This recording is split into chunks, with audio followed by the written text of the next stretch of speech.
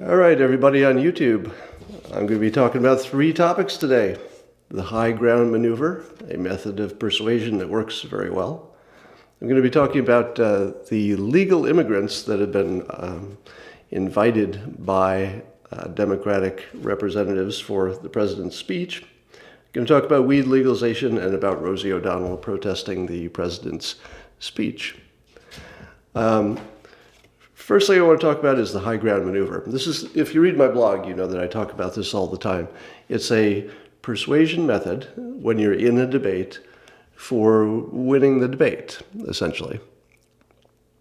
And the high ground maneuver, what it does is it takes your topic from the weeds, the details, where it's easy to disagree on the details, to some higher level concept where everybody says, oh, yeah, that sounds right, because you've taken it up a level to where everybody agrees.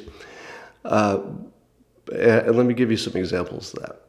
There's one that I've been A/B testing, meaning testing on Twitter. Twitter's really good for A/B testing. You can rapidly test whether a choice of words is good, an idea, a thought, a joke, any kind of a concept. You can test it in minutes and have an idea whether it's going to work. So one of the high ground maneuver sentences that I've tested, and it seems to work fairly reliably, so I thought I'd share it with you, is when somebody says something of the nature of, the only reason you're doing that is for the money, or the reason you're doing that is for your ego, or the reason you're doing that is for socialism, or whatever.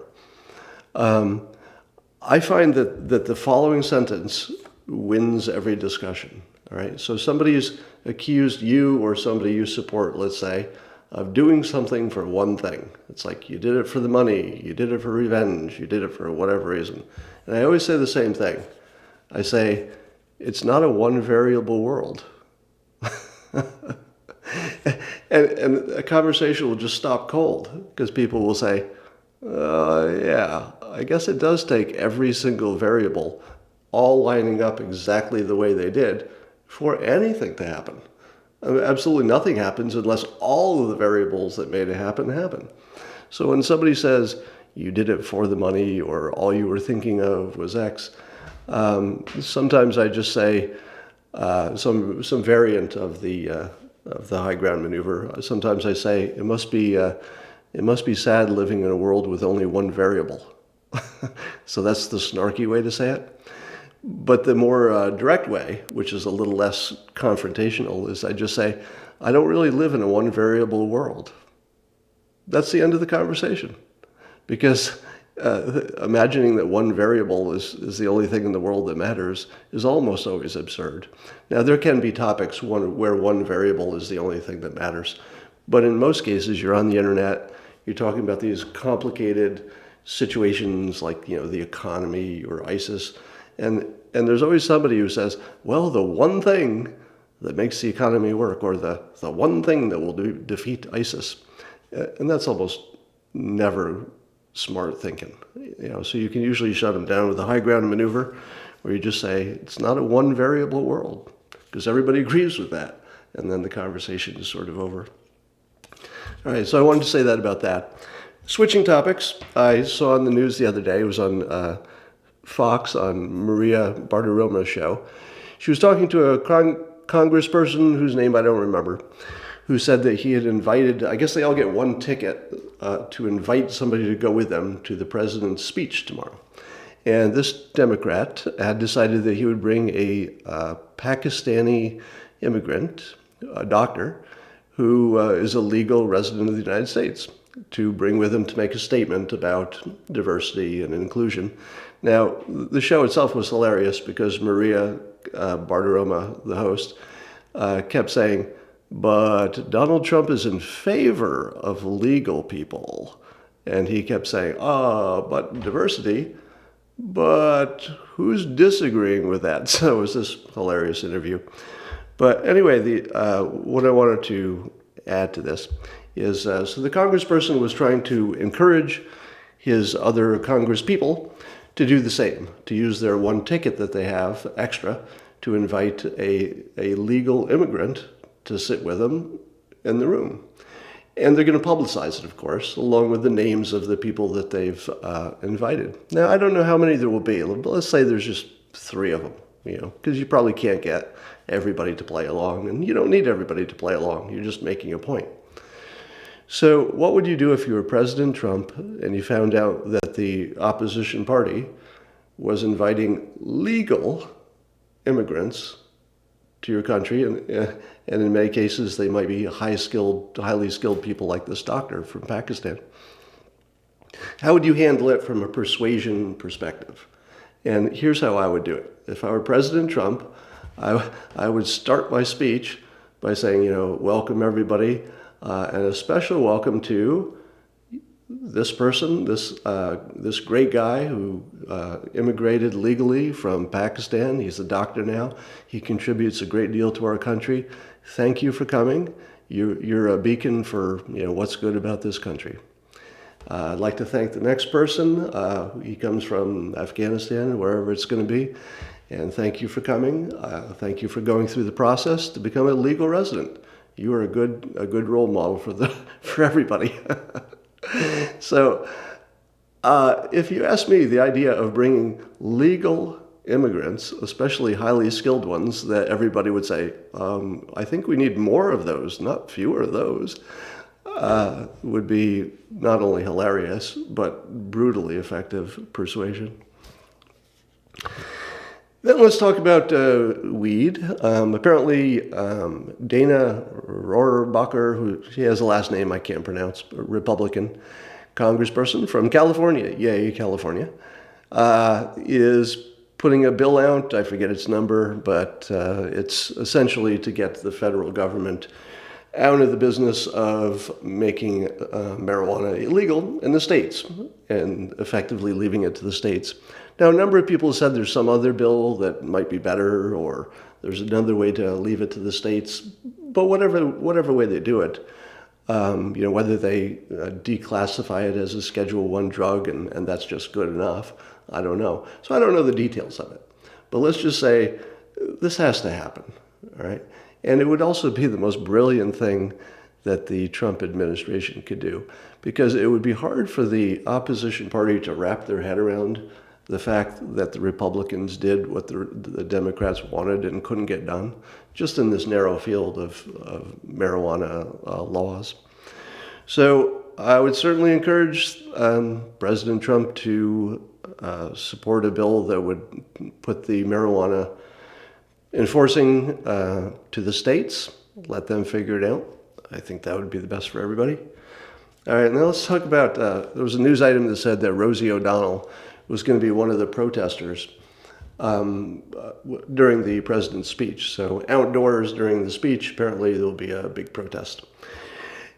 Here's the problem.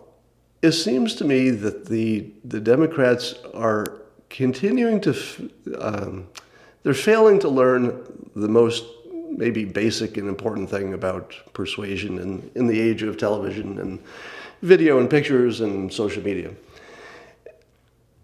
How you look just makes a big difference.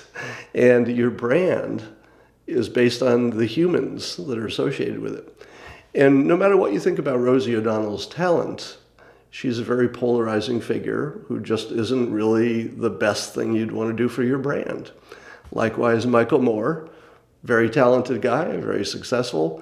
But if you're thinking to yourself, how do I want to brand our party to attract the most young people, to attract the most people, what would I do? And chances are the best branding strategy looks a little bit more like the Trump family, this beautiful, successful bunch of people. And you could say that, Trump himself has a funny haircut, and you'd be right. But as a figure, he's still sort of impressive, all right? So he's not good looking at 70, not many people are. But he's a substantial, well-dressed person. You take Michael Moore, who's dressed in rags and hasn't had a haircut, or it looks like he hasn't had a bath in days, but I'm sure he has. And Rosie O'Donnell, who's not trying to win a beauty contest, and I'm not saying she should. But in terms of just branding, You want to put the best visual persuasion forward. And I think the Democrats are getting all of that wrong. So it's like they're in this deep hole and they're just sort of digging. So those are my topics I want to run over. I'm going to read your comments. I'm simultaneously doing YouTube and Periscope live streaming. Based on the comments I saw coming in, it looks as though I actually have solved my video and audio. Is everybody happy about my video and audio today? Hi from Switzerland. I'm looking at your Periscope right now. Use my superpower to persuade Trump to legalize marijuana. Well, not legalize, but just get out of the business of having the federal government in it. I've made my opinion known, and that's all I can do. It does seem to me that strategically,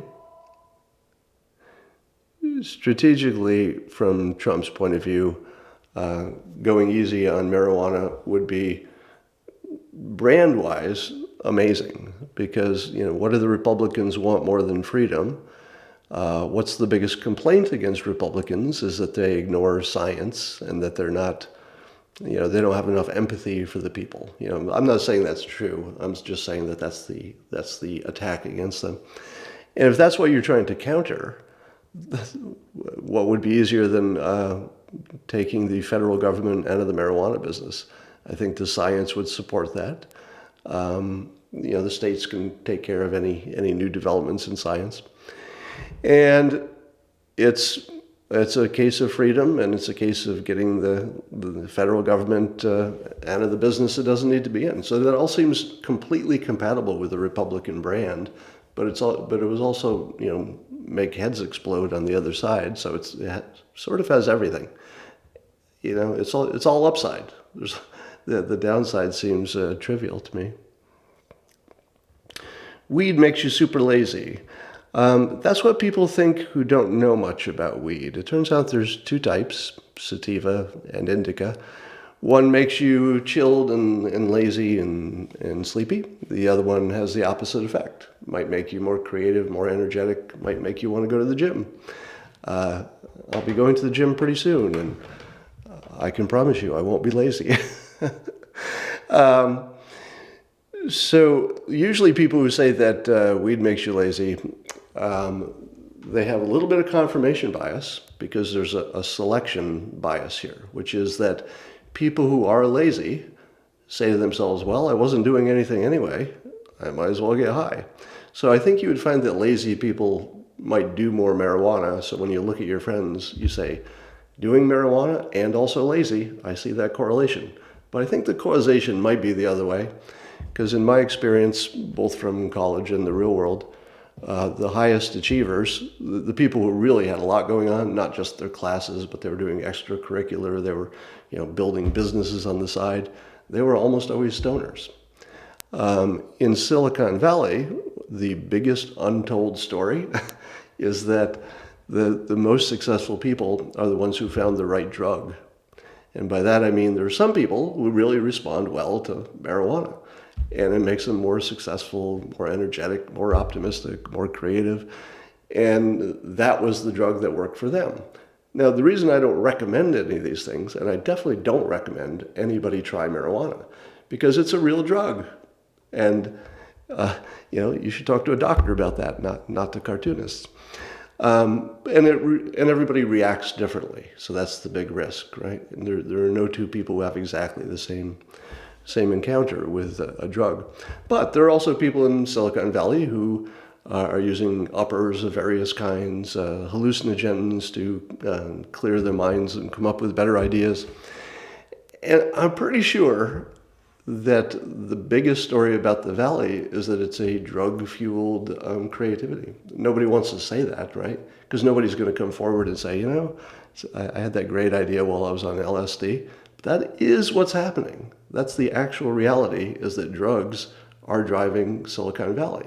The difference between the drugs in Silicon Valley, which are creating immense success, is that the people taking them are really, really smart people who have figured out this drug is terrible. Alcohol, for example. There's probably not a ton of alcohol in Silicon Valley. I really don't run into it.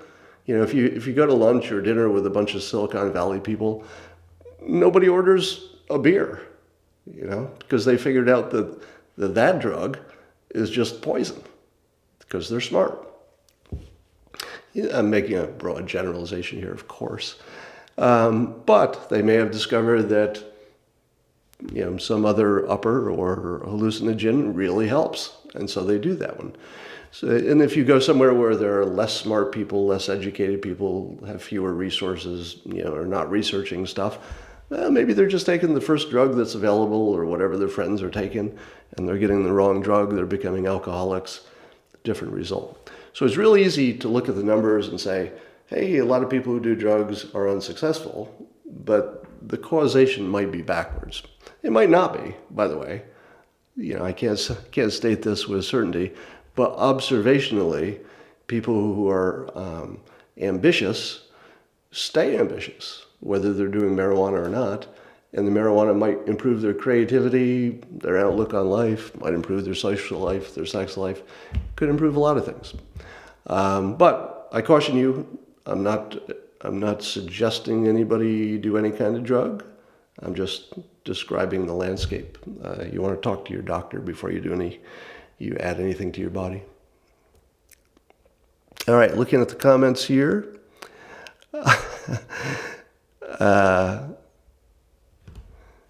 And Willie Nelson seems to be doing just fine. Yeah, and as somebody said here on Periscope, somebody's husband went to the hospital from ibuprofen. So if you were to compare the dangers of, say, just plain aspirin with weed, I don't have a link to show you, but I think you could research this. I think you'd find that the aspirin is way more dangerous. Ibuprofen is probably way more dangerous than weed, assuming you're not operating heavy motor vehicles immediately after you're doing it. Yeah. When will Trump hit 70% approval? So I keep seeing these polls, I think Gallup polls and stuff, that have these weird mixed results. There are people saying that they don't approve of Trump, but they suddenly, after he got elected, they do approve of the direction of the country and they're more optimistic about where it's going. And it's been a fairly radical change. So we have this weird situation that's somewhat analogous to the shy Trump voter issue that I wrote about a year before the election, where I was predicting that the polls were inaccurate because there were probably people just not admitting that they were going to vote for Trump. And now I think there's sort of a similar effect after the fact in which people say, well, I don't like that person, because that's, depending who you're with, you might have to say that. I don't like him personally. I don't like his style. I don't like that he insults people or whatever. But I do like more jobs. And I do like that the stock market went up and optimism is up. And by the way, I have more customers this month than at any time in my history. I'm going to ask a question on here, both Periscope and YouTubers. And this is not scientific. This is just for fun, because it's fun to watch the answers go by. They scroll by. So here's the question. Since the election, has your personal business, either the one you're working for or the one you own, has business improved, stayed the same, or gotten worse? So just give me your quick answer. Has business improved, stayed the same, or gotten worse since just October? And I'm just going to read them off. On YouTube, I'll be reading the Periscope ones. Improved, improved, improved, improved, better, worst, same, up, no change. Improved, improved, better, improved, feels better, right? Improved, same, not sure yet, improved. Now I could do this all day because I know where this is going. The market change in the optimism that people have for the economy is sort of unparalleled.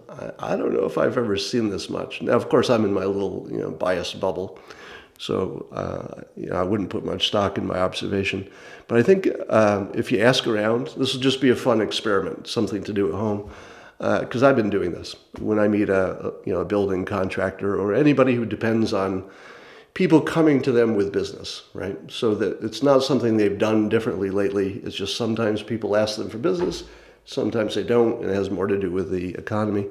Those people mostly are reporting business is way up, not just a little bit, but way up. And one wonders how many months you can go with everything, important anyway, trending in the right direction, while people are still calling the president Hitler. How many months can the reality so ferociously violate people's assumptions about, what Trump is and what he can do?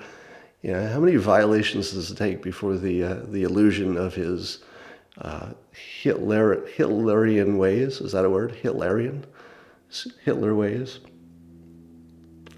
Will the press ever give credit for anything? Well, some will, and grudgingly. It's not really ever a question of whether they give credit or not, because I think every positive story about President Trump has been reported by all the major outlets. For example, I'm sure they've all reported that the stock market is up. They've all reported, the polls that have even some favorable stuff, not always, but some favorable stuff about Trump. So they do report the good news. What they don't do is spend much time on it. So the trick is, if you went to CNN and said, hey, you're always saying negative things about Trump, they can very easily just pull out 10 clips and say, here's a positive thing about Trump, here's a positive thing about Trump, here's 10 of them.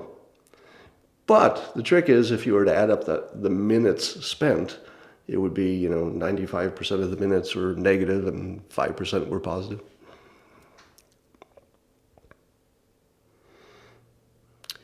So here's a little thought that I tweeted the other day. And, sometimes I have ideas that I think will improve the world, in the unlikely event that my idea was both original and useful. I make up for my bad ideas with volume. But every once in a while I have an idea that is nothing but a troublemaking idea. It's just going to play with your head a little bit. And here's that idea. When Trump won and people were desperate to figure out, why did Trump win? They said to themselves, well, it's because he accurately figured out what people cared about. And they cared about this immigration and job stuff, and he nailed that, consistently. And that's why he won. He picked the right policies. He read the minds of the public. I've been saying since the beginning, that is not what happened. That in fact what happened is he convinced the public that the things he thought were important.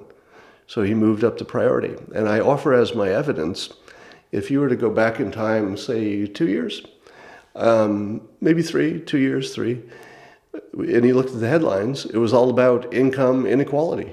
Income inequality, income inequality. There are riots on the streets for income inequality. When was the last time anybody even talked about that? Right? How did that just go away? Because we don't have less income inequality. How did it go from the biggest problem in the world to, whatever. Well, let's talk about immigration.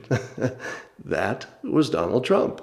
So if you believe that humans are wise and logical and reasonably well informed, at least the ones who bother to vote, you might say to yourself, well, they used to care about income inequality, but now they care about immigration. And some people have suggested, well, Trump is such a present danger that you have to worry about that first, and then income inequality will maybe be second. But I don't think that's what's happening. I really don't. What I think is that the news tells us what's important, and then we act like it is. So whatever gets the most attention is what we imagine to be most important. Somebody on Periscope says they don't agree. So my hypothesis, which I call the persuasion filter, and again, for those of you new to this concept, the persuasion filter, it's not about telling you what is reality, because I think the human brain doesn't have the capacity to know reality. We all just run little movies in our heads that are rationalizations for what we observe. That means that my movie is different than your movie, and we're all wrong, probably. So reality almost doesn't enter in. It's just the movie in our head that we think is reality and comparing it to your movie. But in the persuasion filter, what is happening is that Trump was persuasive and he convinced people that immigration was the big problem. And he just took income inequality off the page.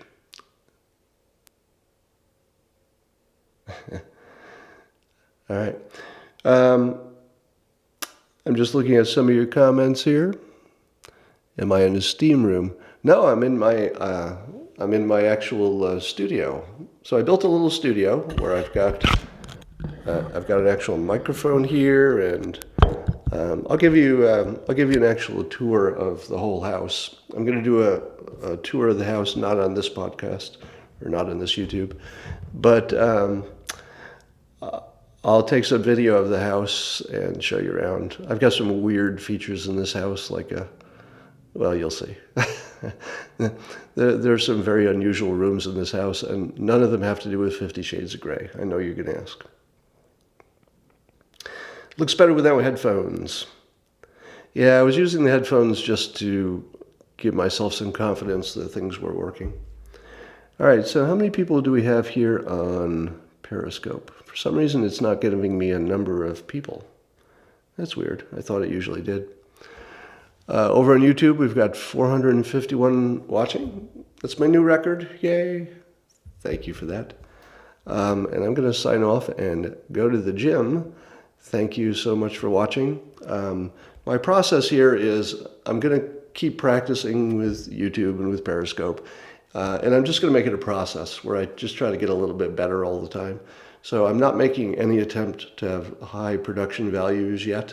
And maybe I never will. I might just keep it casual. But, it'll get better. So if you saw something you don't like here, let me know.